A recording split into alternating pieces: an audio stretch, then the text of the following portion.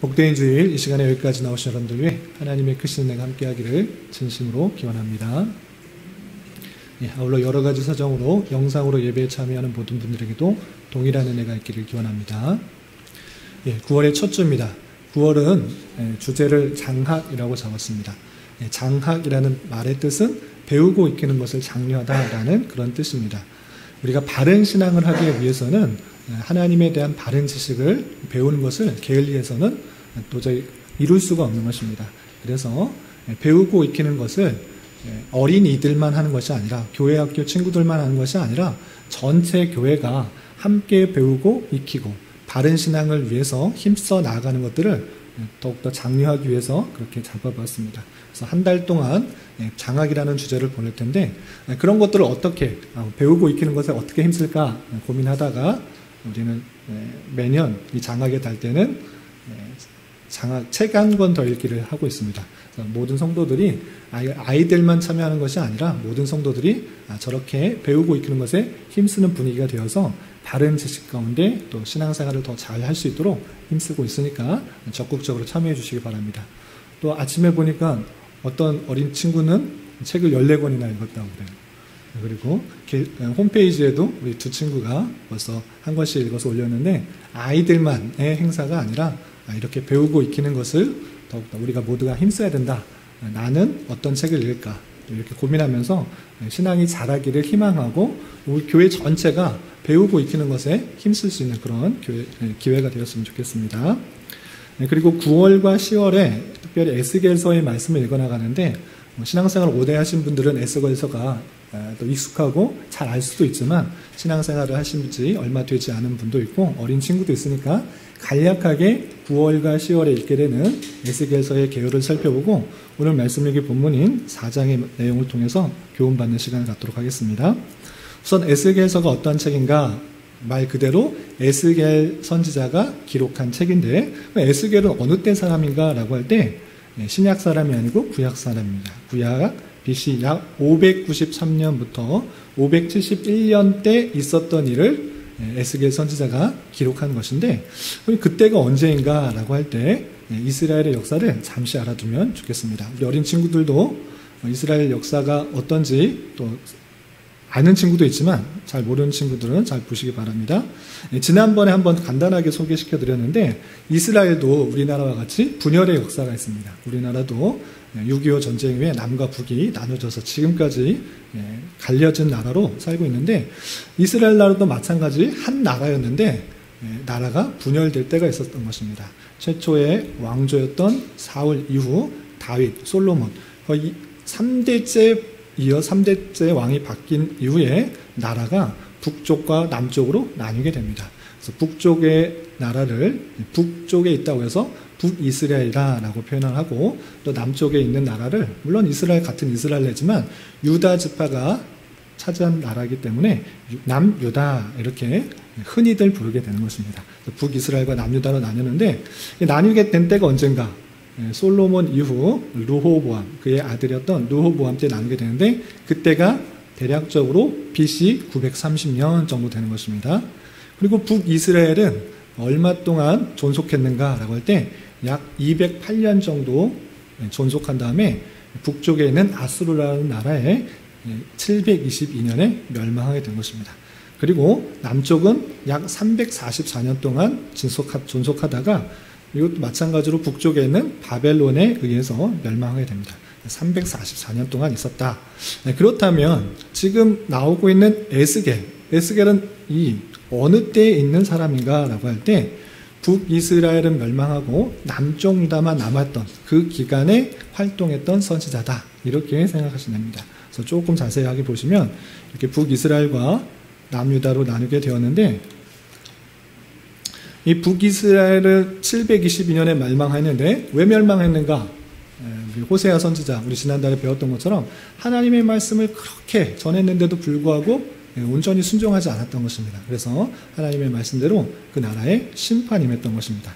아수르에 의해서 멸망당했는데 이 북이스라엘이 멸망한 것을 보고도 남쪽 유다는 어땠는가? 하나님의 말씀대로 순종하지 않으면 우상을 섬기면 세상과 벗하면 다른 것을 의지하면 저렇게 망하는구나를 보고 우리는 그러지 말아야겠다 이렇게 생각한 것이 아니라 마찬가지로 북이스라엘 멸망한 것처럼 이 남쪽 유다도 계속 우상을 섬기고 또 세상의 부와 명예를 즐거워하고 하나님 섬기는 것을 게을리했던 것입니다.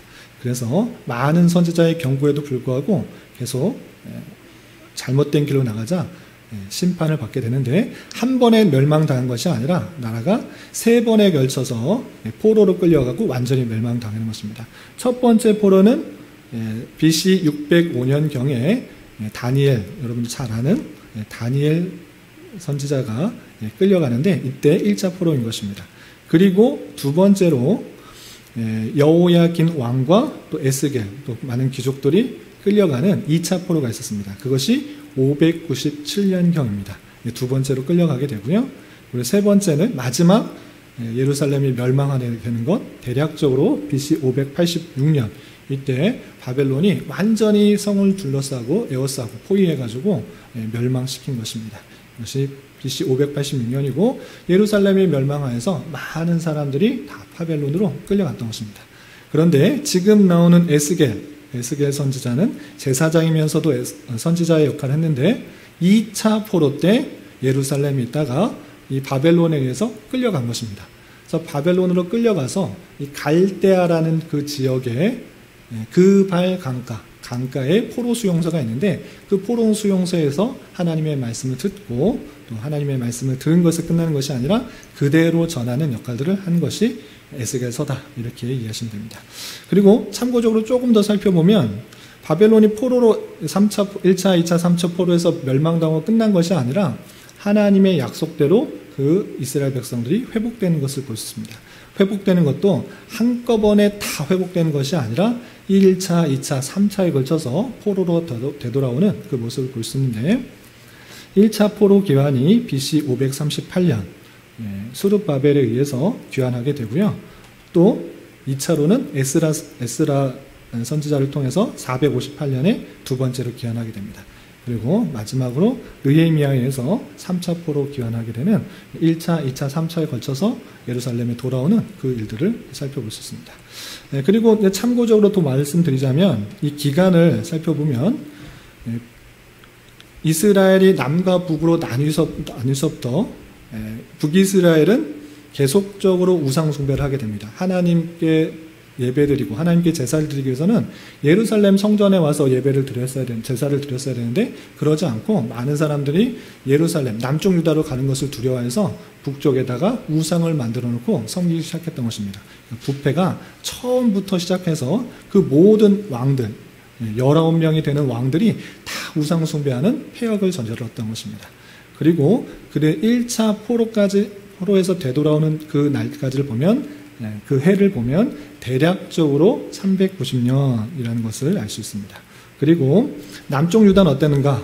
남쪽 유다도 처음에는 하나님 잘 섬기다가 또 몇몇 왕들은 하나님 잘 섬겼지만 대부분의 왕들이 우상 숭배하고 또 하나님을 잘 섬기지 못하는 그런 모습도 있었기 때문에 586년 바벨론에서 완전히 멸망하고 1차 포로로 귀환하는 고레스에 의해서 바벨론의 왕 바사왕 고레스 왕에 의해서 1차 포로로 귀환하는 그때 그 사이 기간이 어느 정도 되는가 할 때 40년 정도 된다, 이렇게 생각하시면 됩니다. 왜 390년과 40년을 말했는지 좀 이따 보면 이해가 되실 것입니다. 이렇게 염두에 두시고, 에스겔 선지자는 2차 포로 때 바벨론으로 끌려가서 바벨론의 포로 수용소인 그발 강가에 있다가 하나님의 영광을 보고 또 하나님의 사명을 받아서 그 말씀을 그대로 전하는 일들을 감당한 선지자다, 이렇게 이해하시면 되겠습니다. 그렇다면 하나님께서 에스겔 선지자에게 무슨 말씀을 하셨는가, 무슨 내용을 전하라고 하셨는가, 그 내용을 간단하게 소개시키면 이렇습니다.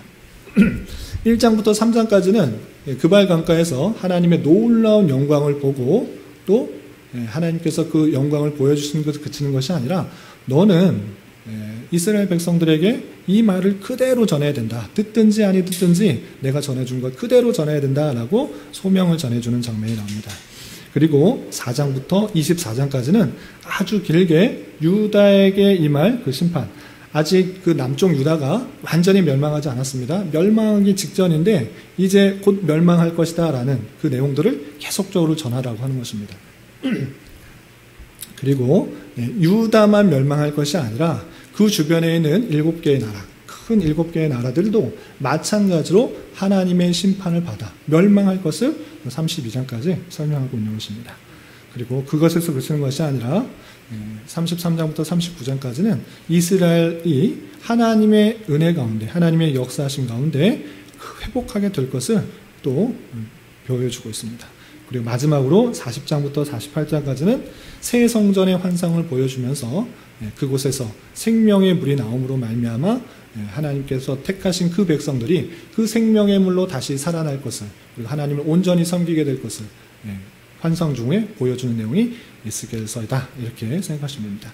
그래서 이제 9월 30일까지 읽게 되는 1장부터 30장까지는 대부분 심판의 내용입니다. 어떤 죄악들을 일러주고 심판하신다 라는 내용들을 배울 텐데, 9월 때 많은 심판의 내용들을 보면서 혹시 이스라엘 백성들, 유다 백성들이 심판을 받을 내용들이 우리가 하고 있지는 않은지 되돌아보면서 삼가 조심하며 우리의 삶을 단속하며 살아갔으면 그런 한 달이 되었으면 좋겠습니다.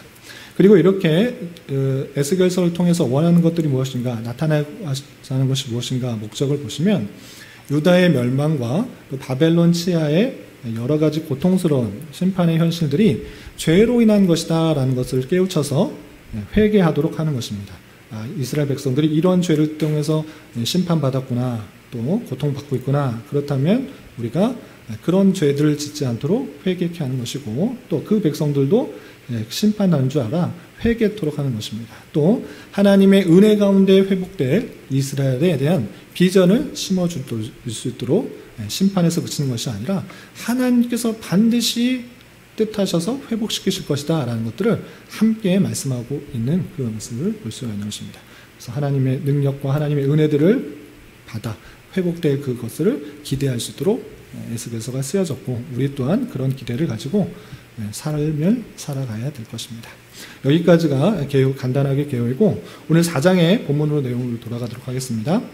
4장에는 에스겔 선지자가 하나님께 받은 말씀을 전해야 되는 그 내용 중에 상징 예언 3가지가 나옵니다. 앞으로도 또 여러 가지 상징들이 나오겠지만 3가지 상징 예언이 나오는데 어떤 상징 예언을 주셨는가, 그리고 그것을 뜻하는 것이 무엇인지 생각해 보고 또 교훈받도록 하겠습니다.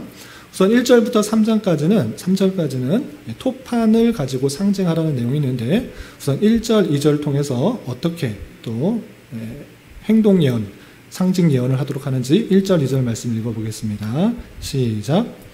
너 인자야, 토판을 가져다가 그것을 내 앞에 놓고 한 성읍 곧 예루살렘을 그 위에 그리고 그 성읍을 에워싸되 그것을 향하여 사다리를 세우고 그것을 향하여 흙으로 언덕을 쌓고 그것을 향하여 진을 치고 그것을 향하여 공성태를 둘러 세우고. 3절까지 해주는데 2절까지만 일단 읽겠습니다.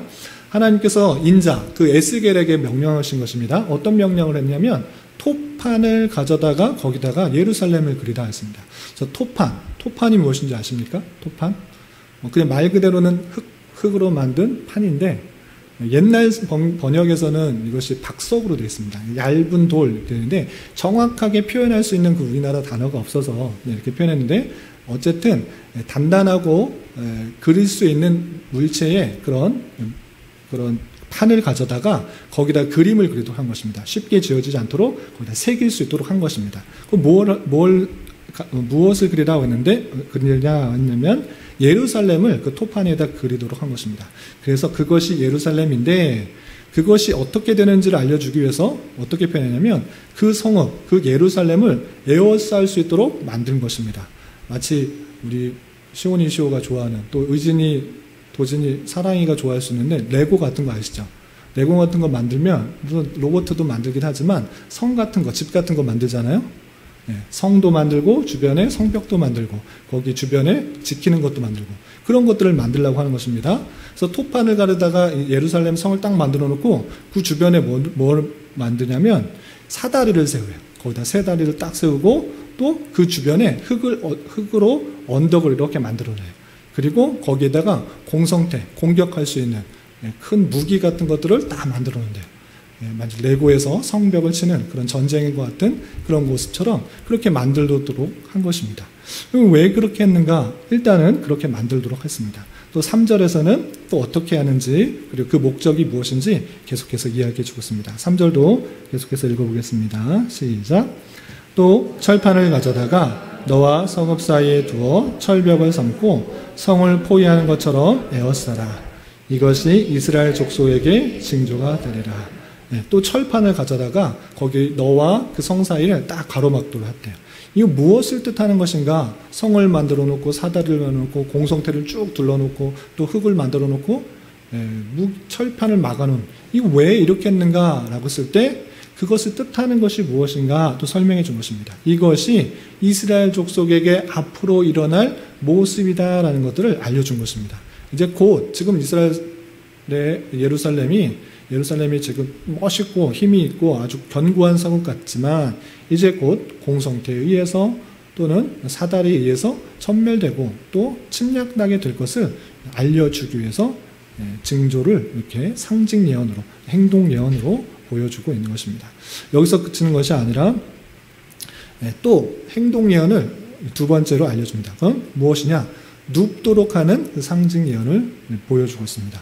우리 4절, 5절 계속해서 읽어보겠습니다. 시작. 너는 또 왼쪽으로 누워 이스라엘 족속의 죄악을 짊어지되 내가 눕는 날수대로 그 죄악을 담당할지니라. 내가 그들의 범죄한 횟수대로 내가 날수를 정하였나니 곧 390일이니라. 너는 이렇게 이스라엘 족속의 죄악을 담당하고, 왼쪽으로 누워서 며칠 동안 있냐? 390일 동안 있다, 이렇게 했어요. 왼쪽으로 누워서, 한쪽으로만 누워서 390일 동안 있대요. 왜 이렇게 하는가? 라고 할 때 그것이 이스라엘 족속이 담당하게 될 죄악을 네가 그렇게 표현하고 있는 것이다 라고 표현하고 있어요. 그래서 너희들이 범죄한 횟수대로 그 날을 정하였다. 그래서 390일을 왼쪽으로 누워있도록 했는데, 아까 역사를 살펴볼 때 북이스라엘이 새롭게 생긴 이후 1차 포로에서 되돌아오는 때까지 기간이 대략 몇 년이었죠?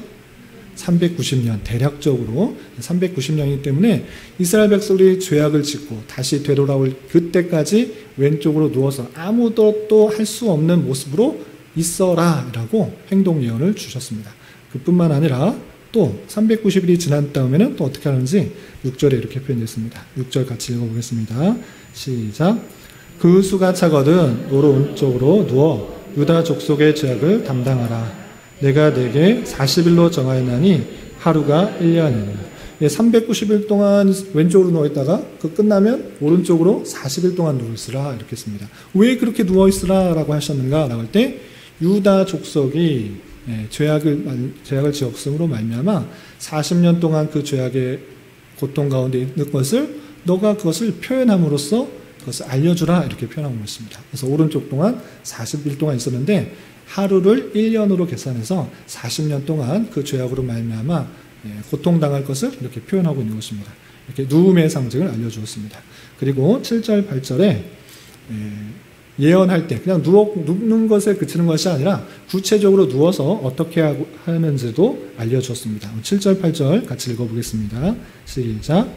너는 또 내 얼굴을 에워싸인 예루살렘 쪽으로 향하고 팔을 걷어올리고 예언하라. 내가 줄로 너를 동일이니 내가 에워싸는 날이 끝나기까지 몸을 이리저리 돌리지 못하니라. 예언할 때 방법, 얼굴을 지금 둘러싸인 예루살렘, 그 토판 만들어놨잖아요. 토판에 둘러싸인 그 모습을 보는데 얼굴을 예루살렘 쪽으로 향하고 또 팔을 걷어올리고 예언하도록 한 것입니다. 또 가만히 그냥 편하게 누워있는 것이 아니라 줄을 동여 매가지고 아무도 움직이지 못하도록 꽁꽁 묶어놓은 그 모습들, 죄악감으로 말미암아 어려움을 당하게 될 그 모습들을 표현해주고 있는 것입니다. 그리고 이 누우면서 그럼 먹는 건 어떻게 하느냐, 먹을 때 어떻게 하느냐, 이런 것도 또 알려주는 것입니다. 그 내용이 9절부터 17절까지 있는데 우선 9절 같이 한번 읽어보겠습니다. 시작. 너는 밀과 보리와 콩과 팥과 조와 귀를 가져다가 한 그릇에 담고 너를 위하여 떡을 만들어 내가 옆으로 넣는 날수 곧 390일 동안 먹되, 먹을 때 그냥 좋은 것 먹는 것이 아니라 여러 가지 잡곡들 그냥 있는 거 다 가져가 한 그릇에 담아서 떡을 만들어서 눈물 날수 그냥 꽁꽁 묶여 있는데 그 꽁꽁 묶여 있는 그 날수 동안에 먹으라 이렇게 말해서 떡을 만들어서 먹으라 이렇게 표현하고 있습니다. 그런데 그 떡이 아주 풍족한 것인가 넉넉한 것인가 그렇지 않고 아주 적은 양이라는 것을 알 수 있습니다. 10절 11절 계속해서 읽어보겠습니다. 시작. 너는 음식물을 달아서 하루 20세겔씩 때를 따라 먹고 물도 6분의 1 흰씩 때를 따라 마시라. 그 만든 떡 있잖아요. 여러 가지 잡곡으로 떡같이 만들어서 먹는데 아주 넉넉하게 풍족하게 먹느라는 것이 아니고 정해진 양이 있는 것입니다. 정해진 양을 봤더니 하루에 20세겔씩 때를 따라 먹는데 20세겔을 먹는데 때를 따라서 아침, 점심, 저녁 이런 식으로 때를 따라서 20세겔을 먹으래요. 근데 20세겔이 어느 정도 되는가? 그때 1세겔이 11g 정도 되기 때문에 20세겔은 228g 정도 돼요. 그러니까 쉽게 표현하면 여러분들 가게에서 파는 햇반이 뭐 210g 정도 되는 것 같은데 그거 햇반 하나 먹는 건데 그거를 하루에 그 하나 먹는 거예요. 때를 따라 나눠 먹으니까 그걸 3등분해서 먹는 정도의 아주 적은 양이라는 것을 알 수 있습니다. 그럼 물은 어떻게 먹느냐? 물도 6분의 1 흰씩 되어서 때를 따라 마시라 했습니다. 물은 많이 먹을 수 있다. 이것도 아니고 정해진 양이 있는데 그것은 6분의 1 흰. 6분의 1 흰이면 어느 정도 되는가? 610ml 정도. 그냥 500ml 그 병보다 조금 더 마신다. 이렇게 되는데 한 번에 다 마실 수 있는 것도 아니고 그 정해진 양을 때에 따라서 나눠 마시라 이렇게 표현하고 있는 것입니다. 그럼 무엇입니까? 풍족하게 먹을 수 있는 그런 것이 아니고 너무나 굶주리고 먹을 것이 없는 고통과 힘든 상황에 있을 것을 이렇게 상징적으로 몸을 통해서 보여주고 있는 것입니다. 그리고 떡을 만드는데 여러 가지 잡곡들을 만들어서 떡을 만들어서 먹어라 이렇게 했는데 그 떡 만드는 것도 그냥 아주 맛있게 이렇게 표현하지 않습니다. 어떻게 만들라고 하셨는지 12절 13절 같이 한번 읽어보겠습니다. 시작. 너는 그것을 보리떡처럼 만들 때 그들의 목전에서 인분을 피워 구울지니라. 또 여호와께서 이르시되 내가 여러 나라들로 쫓아내어 흩어버릴 이스라엘 자손이 거기서 이같이 부정한 떡을 먹으리라 하시기로. 먹는 방법 조금 220g 정도의 아주 조금 떡을 만드는데 그것도 아주 맛있게 만들어서 조금씩 먹어라 이것도 아니고 보리떡처럼 아무렇게나 만들어라 이렇게 표현하고 있는데 그 보리떡을 만들 때 그 불을 어떤 것으로 했느냐라고 할 때 인분을 불에 태워서 구우라 그랬습니다. 인분이 무엇인지 설명하지 않아도 아실 것이라고 생각합니다. 더러운 것을 피워서 만든 것. 좋게 먹어도 먹을까 만대하는데 냄새나고 더러운 그것을 불태워서 만들라 이렇게 표현하고 있습니다. 왜 이렇게 더럽게 만들고 맛없게 만들고 조금 먹어야 되는가, 물도 조금 마셔야 되는가라고 할 때 왜냐하면 내가 여러 나라로 그를 쫓아내어서 흩어버리게 되는데 그렇게 되면 이스라엘 조선이 이렇게 부정하고 얼마 없는 떡을 먹게 될 것을 이것을 상징해서 알려주기 위해서 그렇게 했다라고 표현하고 있는 것입니다. 그런데 이 부정한 떡을 먹으라 하니까 에스겔이 이렇게 말합니다. 나는 이 더러운 떡을 먹을 수 없습니다. 난 여태까지 부정한 것을 먹지 못했습니다.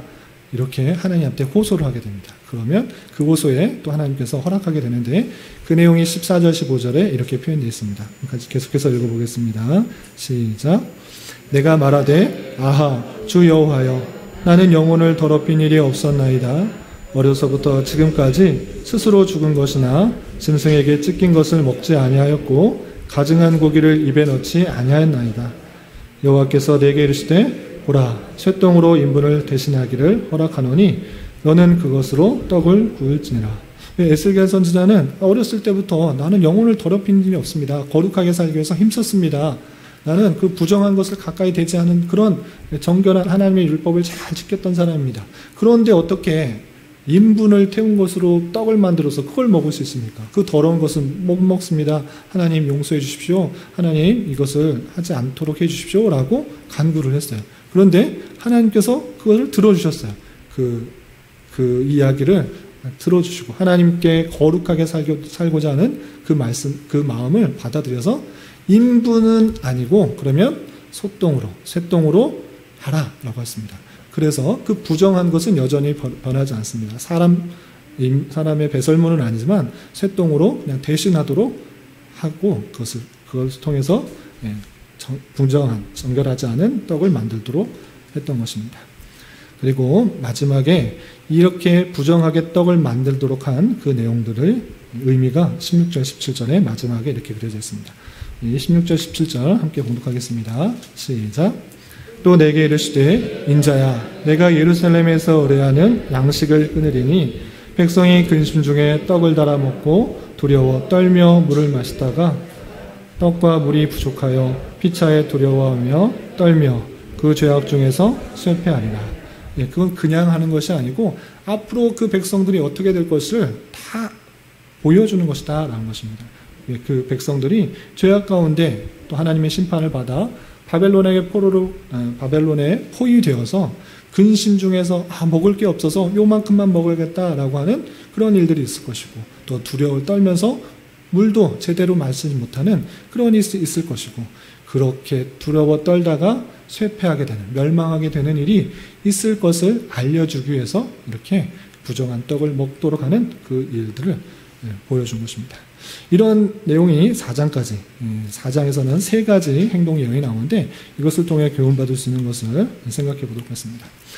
2가지를 오늘은 정리했으면 좋겠는데 에스겔 선지자가 상징 예언 또는 행동 예언을 통해서 보여주는 것이 무엇인가 그 방식과 그 내용을 통해서 교훈받을 수 있는 것을 정리했으면 좋겠습니다. 첫 번째, 에스겔은 어떤 예언을 했고 왜 그렇게 했는가, 어떻게 예언을 했고 왜 그렇게 했는가를 좀 생각해 봤으면 좋겠습니다. 에스겔 선지자가 하나님 말씀 그대로 전하면 되는데 너희들 그렇게 살지 않으면 이제 심판 임할 것이다. 바벨론에 완전히 둘러싸여서 심판받을 것이다. 이렇게 말하면 되는데 왜 그냥 390일 동안 아무것도 못하고 누워있고 또 40일 동안 누워있고 뭐 먹을 것도 제대로 못 먹고 또 이렇게 토판에다가 뭐 그려놓고 또 주변에다가 뭐 쌓아놓고 왜 이렇게 상징 예언을 또는 행동 예언을 했는가라는 것입니다. 그냥 말로 하지 않고 상징 예언을 한 이유는 무엇인가라고 할 때 이스라엘 백성들이 얼마나 부패하고 타락했는지 그 모습이 말로 해서는 전혀 듣지 않기 때문입니다. 우리가 2장, 3장을 읽어보신 분은 아시겠지만 이스라엘 백성들이 얼마나 패역했는가, 얼마나 부패했는가, 얼마나 얼굴이 뻔뻔하고 마음이 굳은가. 너가 하는 말 그대로 해도 아무도 듣지 않을 것이다. 하나님의 말씀을 전해도 듣지 않을 것이기 때문에 우리가 지난달에 호세아 선지자를 통해서 본 것과 같이 행동 예언, 상징 예언을 통해서 알려주고자 한 것입니다. 하나님께서 그들을 너무나 안타까운 나머지 말로 해서 들으지 않으니 행동을 통해서, 희한한 행동을 통해서 아니 저 멀쩡한 선지자가, 멀쩡한 제사장이 왜 저러고 있는가 한 번 보고 두 번 보고 다시 한번 그것을 깨달을 수 있도록 하시는 하나님의 은혜를 살펴볼 수가 있는 것입니다. 이것이 상징 예언을 한 이유인 것입니다. 하나님의 그 백성들이 온전히 말씀을 듣지 않고 말씀대로 행하지 않기 때문에 상징 예언을 했다라는 사실들을 기억하면서 우리는 어떻게 행동해야 되는가를 적용해야 될 것입니다. 마치 우리는 하나님의 말씀을 잘 듣고 반응한 것처럼 행동하고 있지는 않습니까? 나는 어떻게 이스라엘 백성들이 그렇게 부패하고 타락했는가? 하나님 말씀하시면 그대로 순종해야지, 따라야지, 왜 저렇게 멸망받을 짓만 하고 있는가라고 손가락질하고 있는데 실제로 우리는 또 그와 같은 모습 가운데 있지는 않은지 되돌아봐야 될 것입니다. 쉽게 말해서 하나님의 말씀을 정말 하나님의 말씀으로 붙들고 살아가고 있는지를 정직하게 한번 되돌아보십시오. 하나님 말씀을 붙들며 살아가고 있습니까? 하나님께서 말씀하시는 대로 살아가고 있습니까? 아무리 선포되는 말씀 또 쓰여져 있는 말씀이 이러함에도 불구하고 이것은 그냥 성경의 말씀이야, 그냥 좋은 교훈의 말씀이야, 이 정도로 끝내고 있지는 않은지 되돌아봐야 되는 것입니다. 이스라엘 백성들의 모습과 우리가 전혀 다르지 않은 모습들이 있다는 것들을 경각심을 가져야 되는 것입니다. 얼마나 하나님의 말씀에 두렵고 떨림으로 반응하고 있습니까? 하나님께서 이렇게 말씀하시는데 그거는 한 귀로 듣고 내 삶대로 살 거야 이렇게 행동하고 있지는 않은지 되돌아봐야 되는 것입니다. 하나님의 말씀이 선포되면 그 말씀이 하나님의 말씀으로 받아서 그 말씀대로 살아가야 함에도 불구하고 우리는 여전히 부패하고 타락하여서 그 말씀은 그대로 성경에 두고 또 주일날에 그 교훈받은 말씀으로 두고 내 삶의 현장에서는 내 생각과 내 뜻대로 내가 원하는 대로 살아가고 있지는 않은지 주의해 봐야 되는 것입니다. 하나님께서는 그때에 너무나 부패하고 타락했기 때문에 하나님의 말씀이 전해졌는데도 따르지 않고 이해하지 않고 받아들이지 않았기 때문에 상징 예언을 했던 것처럼 우리가 하나님께서 그 말씀을 순종하지 않을 때 오늘날 상징하고 희한한 환상을 보고 이렇게 말씀하시지는 않지만 다양한 방편으로 교훈하시는 거, 또 말씀을 통해서 깨닫게 하시는데 그것을 잘 붙들며 살아가고 있지 않는지 되돌아봐야 될 것입니다. 오늘날에 있어서 에스겔과 같은 상징 예언을 하거나 신비적인 방법으로 하나님께서 계시하지는 않습니다. 그것은 구약시대 특별한 방법으로 알려주신 것입니다. 오늘날에 있어서 미혹되지 않도록 하나님의 말씀이 왜곡되지 않도록 모든 사람에게 동일하게 같은 뜻이 전해지고자 기록된 말씀으로 성경을 주신 것입니다. 성경을 통해 하나님의 영광이 무엇인지 또 하나님께서 그 택하신 백성을 어떻게 구원하시는지 그리고 우리가 이 땅에서 어떻게 살아가야 되는지 신앙생활을 할 수 있는 모든 교훈을 이미 주셨음에도 불구하고 하나님의 말씀을 대하는데 여러분들은 힘써 노력하고 있습니까? 하나님의 말씀을 배우는데 애써 나아가고 있습니까? 여러분들의 삶의 처소에서 행동하는 기준이 하나님의 말씀입니까? 그것을 묻고자 하는 것입니다. 그렇지 않을 때 하나님께서 안타까워하시면서 에스겔 선지자에게 행동 예언을 하라는 것처럼 정말 안타까운 그 마음이 오늘날에게 하나님에게도 있을 수 있다는 사실들을 기억해 보아야 될 것입니다. 이미 주어진 성경 말씀에 대하여 가까이 하고 또 부지런히 읽고 또 그것을 통해서 깨달은 주님의 말씀에 따라 온전히 반응하는 삶, 그것이 하나님께서 원하시는 삶이라는 것을 기억하며 하나님의 말씀에 생명을 걸고 목숨을 걸고 그 뜻대로 살아갈 수 있는 저와 여러분이 되시기를 주님의 이름으로 부탁을 드립니다. 그리고 행동 예언을 한 그 내용적인 면에서 교훈을 받았으면 좋겠습니다. 행동 예언을 할 수밖에 없는 이유에 대해서 우리는 생각해 봤고 그 내용은 죄로 말미암아 심판받을 것이다 라는 것입니다. 심판받는데 예루살렘이 완전히 둘러싸서 공격받아서 멸망받을 것인데 왜 그러한가? 죄를 지었기 때문에 멸망받는다라는 것을 알려주는 그 핵심입니다. 성경의 내용은 우리가 더 잘 먹고 잘 살고 더 평화롭게 살고 더 부유하고 더 많은 것을 얻을 수 있는 그 기록이 되어 있는 것이 아니라 인간은 너무나 하나님의 말씀을 듣지 않고 제 뜻대로 살아가기 때문에 부패하고 타락하고 그 죄악으로 말미암아 심판받는다. 심판이 너희들에게 있다. 죄악으로 살아가다 보면 심판을 받을 수밖에 없다는 것을 알려주는 책임인 것입니다. 인간 어느 누구나 아담 이래 그 모든 사람들은 그 죄악 때문에 심판을 받게 되는데 그 심판을 해결하지 않으면 살아갈 수 없다는 것을 보여주는 것이 성경인 것입니다. 그럼에도 불구하고 계속적으로 심판이 선포되는데도 불구하고 그것에 대해서 경각심을 갖지 못하고 회개하지 못하고 돌아가지 못할 때 큰 심판을 받고 마는 것이라는 사실들을 잊지 말아야 될 것입니다. 인생들에게 있어서 장래에 있을 심판처럼 중대한 것은 없습니다. 여러분들 오래 살고 더 많은 것을 갖고 이것보다 더 중요한 것은 생애 죽음의 문제, 죽음 이후에 있을 심판의 문제라는 것을 잊지 말아야 될 것입니다. 그러나 인생들은 장래의 심판에 대해서 너무 무감각하고 깨닫지 못하고 있는 것입니다. 너무 상관없는 일이다. 심판에 대해서 전혀 무감각하게 내 뜻대로 살아가고 있는 모습들이 너무나 많은 것입니다. 마치 죽음이 없는 것처럼 당장에 즐길 것과 누릴 것만을 찾다가 멸망을 자초하게 되는 것이 인생인 것입니다. 노아 시대 때도 120년간 방주를 만들면서 많은 사람들에게 경고했음에도 불구하고 그 사람들은 어떻게 심판이 있느냐, 비가 어떻게 오느냐, 어떻게 멸망이 있느냐라고 하며 노아를 비웃고 주의 깊게 듣지 않고 그런 사람들은 홍수의 심판으로 멸망받았던 것입니다. 또한 북이스라엘의 심판을 보면서도 깨닫지 못하고 여전히 자신의 힘과 능력 또는 하나님이 아닌 세상적인 방법으로 이겨나가려고 하는 그런 모든 것들을 멸망받게 된다는 것이 성경의 표현인 것입니다. 북이스라엘 그렇게 멸망했는데 그걸 보고 회개해야지, 돌이켜야지. 남유다도 똑같이 그 모습을 보고 멸망하고 왜 그러한가? 이것을 우리는 주의 깊게 생각해야 되는 것입니다. 우리 안에 있는 다양한 죄악들에 대해서 바로 볼 수 있어야 되겠고, 그 죄악을 해결할 수 있는 방법은 오직 예수 그리스도의 십자가의 대속의 은혜밖에 없음을 잘 알아야 될 것입니다.